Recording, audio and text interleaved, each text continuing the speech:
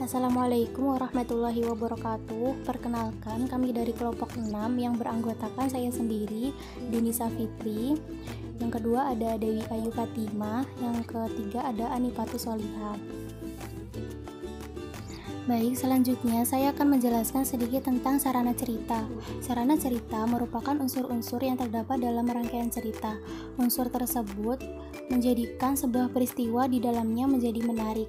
Unsur yang terdapat dalam sarana cerita yakni sebuah rangkaian peristiwa yang disebut dengan pengisahan dan suasana dalam cerita. Sarana cerita adalah cara-cara pengarang memilih dan mengatur butir-butir cerita sehingga tercipta bentuk-bentuk yang sanggup mendukung makna. Itu adalah menurut Pradopo tahun 1986 pada halaman 23. Sarana cerita pada dasarnya merangkum judul, pusat pengisahan, simbol, ironi, humor, suasana, dan gaya. Selanjutnya, sarana cerita dibagi menjadi 3, yaitu judul, sudut pandang atau pusat pengisahan, yang terakhir adalah simbol. Judul merupakan suatu cerita yang biasanya memberikan gambaran akan makna suatu cerita. Judul biasa digunakan sebagai titik tumpu dari rangkaian peristiwa dari suatu cerita. Kesesuaian judul sangat diperlukan dalam menjabarkan dari serangkaian gejala dan sikap pada suatu cerita. Oleh sebab itu, judul harus selaras dan dapat dideskripsikan dalam keseluruhan isi cerita.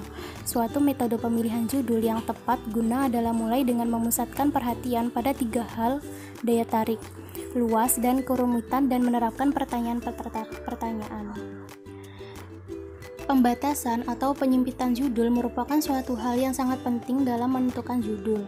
Misalnya, judul yang terdapat dalam cerita pendek yang berjudul Anak Ayah karya Agus Nur ini menceritakan kisah seorang anak laki-laki yang sangat diinginkan oleh ayahnya untuk dijadikan seorang bajingan. Dalam cerita, tokoh ayah yang juga seorang bajingan menginginkan anak laki-lakinya menjadi seperti dirinya, yakni menjadi bajingan. Judul dari cerita Anak Ayah ini karya Agus Nur bertitik fokus pada anak laki-laki yang akan dijadikan seorang bajingan sama seperti ayahnya sendiri. Baik, selanjutnya akan dijelaskan oleh teman saya. Silahkan.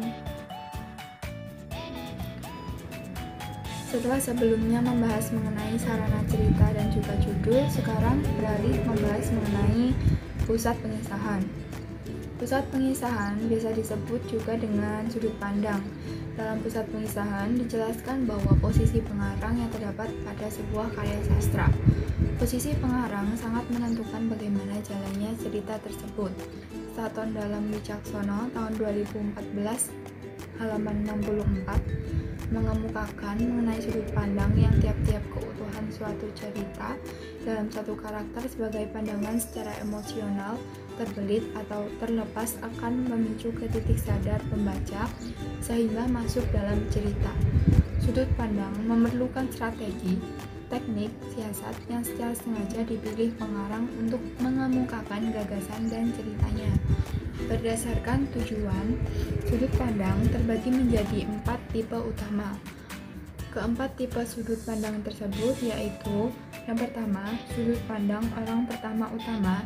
Tujuannya, sang karakter utama bercerita dengan kata-katanya sendiri. Yang kedua, sudut pandang orang pertama sampingan.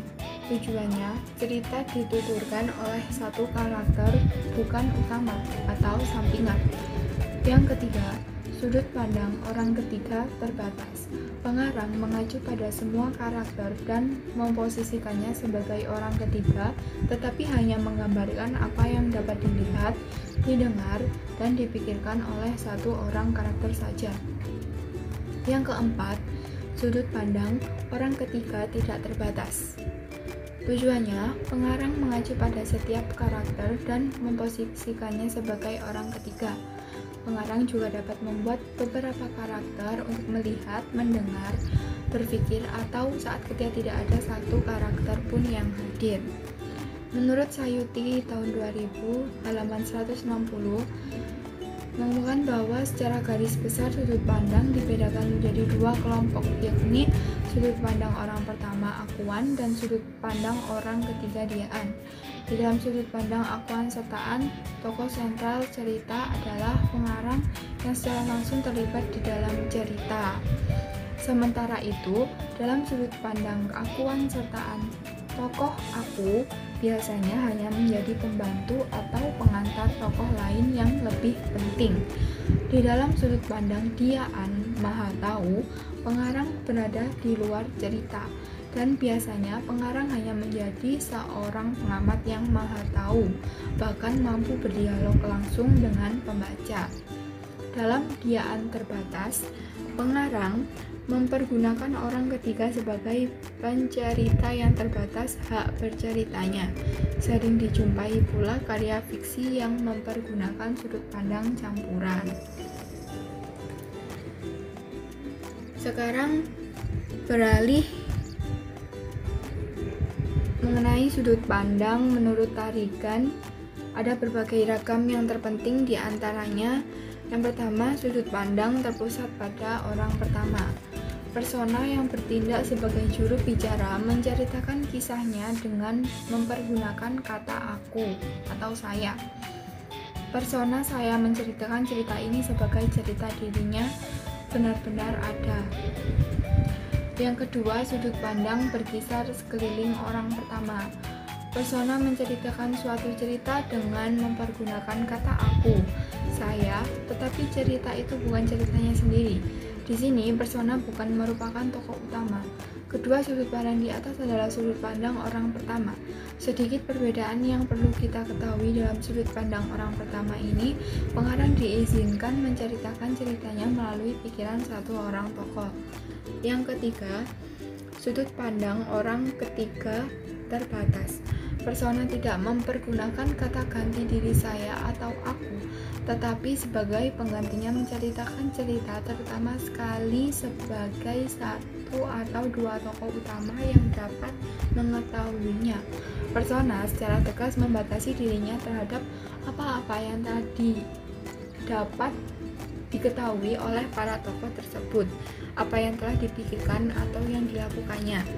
Yang keempat, sudut pandang orang ketiga serba tahu.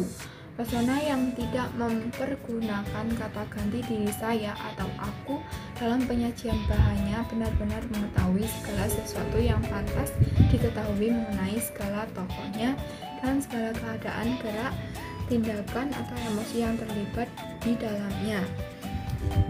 Nah, misalnya pusat pengisahan atau sudut pandang yang terdapat dalam cerita pendek Anak Ayah. Sebagai contoh, karya Agus Nur menggunakan sudut pandang orang pertama, tokoh utama, yakni dengan menyebut dan kata ganti pertama aku sebagai tokoh anak. Baik, selanjutnya adalah simbol. Simbol merupakan sebuah lambang atau tanda-tanda yang digunakan oleh seorang untuk menandakan sesuatu. Simbol berwujud detail-detail konkret dan faktual yang memiliki kemampuan untuk memunculkan gagasan dan emosi dalam pikiran pembaca. Nah, dalam fiksi, simbolisme memunculkan 3 efek yang masing-masing bergantung pada bagaimana simbol bersangkutan digunakan. Pertama, sebuah simbol yang muncul pada satu kejadian penting dalam cerita menunjukkan makna peristiwa tersebut. Kedua, satu simbol yang ditampilkan berulang-ulang mengingatkan kita akan beberapa elemen konstan dalam semesta cerita. Ketiga, sebuah simbol yang muncul pada konteks yang berbeda-beda akan membantu kita menemukan tema.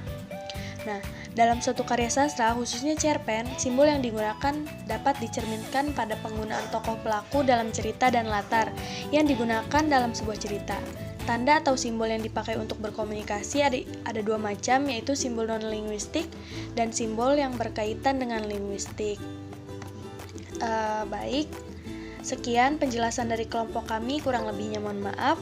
Wassalamualaikum warahmatullahi wabarakatuh.